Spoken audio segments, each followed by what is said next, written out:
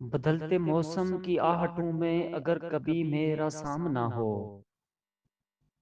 گزر ہی جانا نگاہ چرا کر، نہ لب ہلانا نہ ہاتھ رکھنا۔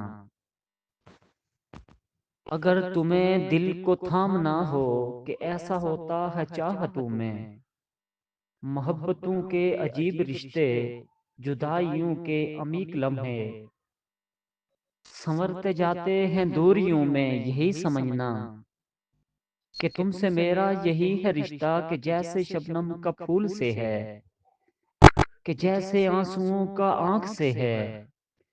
گزرتی عمروں میں چاہتوں کی حسین یادیں، یہی فقط چاہ کا ہے تحفہ، تلاش کرنا ہماری خوشبو۔ چٹکتی کلیوں کی ساعتوں میں رنگ بن کر تمہیں ملوں گا، بدلتے موسم کی آہٹوں میں اگر کبھی میرا سامنا ہو۔